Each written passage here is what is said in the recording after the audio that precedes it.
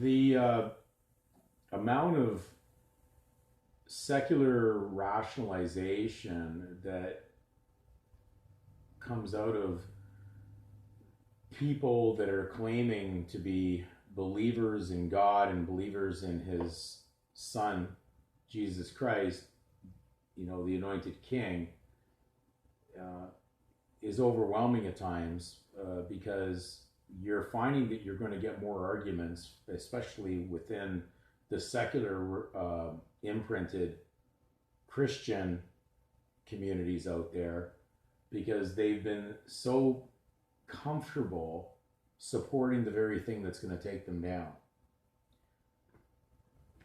And so when I get comments from people, and I mean, these are people I've known for years, and they will say, well, so you're going to use our public roads and not pay for it.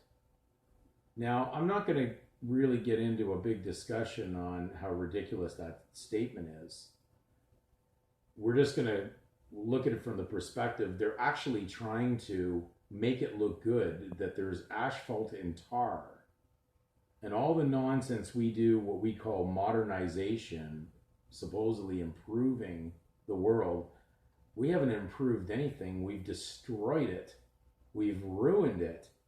When you go into a big, huge parking lot of commercialization, where there's the big stores, and you're in a rainstorm and you watch that rain come down, and all it does is just bounce off of it. And I always saw that as a message that Satan's saying to God, you can't rain on me. Now, we know what happened in the days of Noah. The people, of course, had rebelled against God so much they didn't believe that he was going to rain on them. And certainly enough, he did. He brought rain on them, all right, and they all drowned. So the world that we're in is so dark and confused with that type of an individual who is so upset about you disturbing his unfounded belief in the way the world he thinks has to be so he can continue to do what he does, that they'll never wake up. They just won't wake up to the truth of it. They're going to go down with the ship because they're actually rationalizing evil because they're still somewhat possibly prospering, it looks like, from it for the moment, or gaining from it. So when we look at the earth and we see, the asphalted roads and the redirection of the water that has to be put down pipes, and then we flow those pipes, into a water source that we draw back in after we flush toilets and pharmaceuticals and all those things down there, and we're actually claiming that we're wise. This is like wise people, or is this like a suicide mission?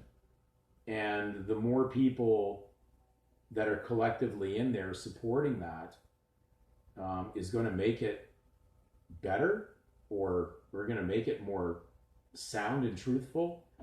So beware, you're going to see more problems within the so-called secular Christian religions, because they're going to hold on and stay on that ship even though it's going to sink. That Babylonian ship's going down and they're part of it, and they're going to rationalize and try to keep you on it with them. They want you to be in the same misery they are to the last moment. So worldwide, I feel one of the biggest problems is coming from so-called Christian believers. And beware of them. And they're running these Kirk churches, and they're not liking these videos that are being uploaded. I can tell you that straight.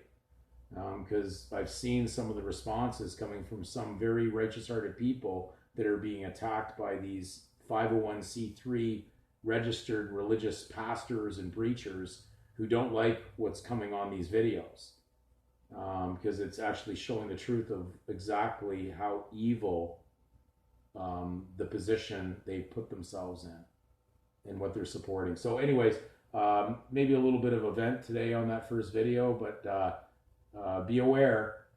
You're gonna find more deceivers within that supposed secular Christian faith um, registered religious format than you're ever going to see from probably any other source.